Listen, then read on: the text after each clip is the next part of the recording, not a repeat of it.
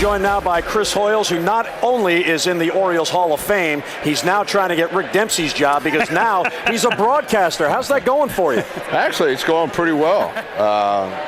First couple days was pretty scary, but we made it through the first week, and now we're actually in it a month now, so it's going a lot better now. But the first couple of days was pretty hairy. And of course, we're talking about a radio show that he does every day, and I'll tell you what, that's tough. You got to go on there. What is it, 3 hours a day?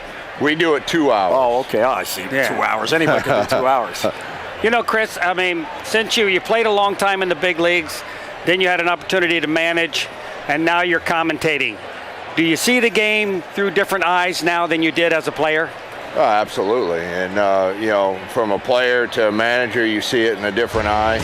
And then from the manager to where I'm at now is totally different. But, you know, it's just a lot of digging. You guys know how it is, digging through the numbers and trying to make sense of, you know, especially a start like this, trying to dig through the numbers and try to figure it all out. So, you know, you see it in a lot different light, but it's been fun. It's been fun.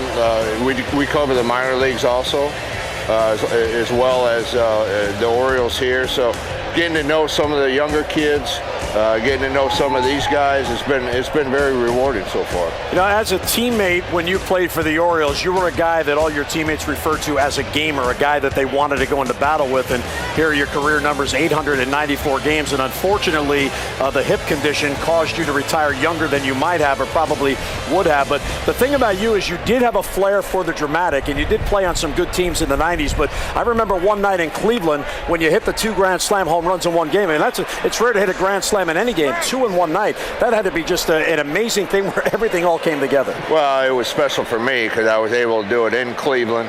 And growing up about 2.5 hours from there, a lot of family and friends, and you know, it was fun doing it in front of them. So it was a very special night, and one that and Rick knows. I mean, whatever you do, you carry it with you for a long, long time. And had the opportunity to sign autographs out here for an hour, and I think everybody that come through relived that. So it's special to me.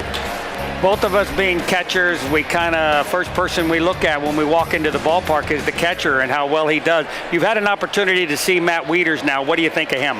Well, I think he's very special. I think, you know, he's going to be in an Oriole uniform for a long, long time. And, you know, switch hitter at that.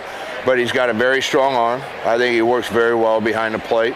And, you know, hopefully, you know, he doesn't catch that much early on to where, you know, he hits that wall in the mid-season. But, you know, he's going to be around in Baltimore uniform for a long, long time. Very impressed with Matt. You had an opportunity in the 90s to be on back-to-back playoff teams, so a lot of success in your career. As a player, when you see the team struggling as it is to get some positive momentum going, although the past week things are beginning to turn, how do you as a player guard from trying to do too much? Because it seems to be counterproductive. Every time a player thinks, you know what, man, I got to step up my game, he changes his game. How difficult is it because you care so much? Well, it's very tough, and being able to separate them, just going out and playing and trying to do too much is a very fine line. But, you know, the biggest thing is you just got to take one inning at a time, one pitch at a time, and just inch your way through a game. And the biggest thing is to just take it game by game. You know, don't look ahead. Don't look at your next at-bat. You got to forget about your last at-bat and move on. So, you know, the offense right now is you know, they've struggled with runners in scoring position. We all know that number. But, you know, Markakis looks like he's coming out of it a little bit. He had his first home run last night. But you just got to kind of take it one at-bat at a time, and eventually, you know, things will work out.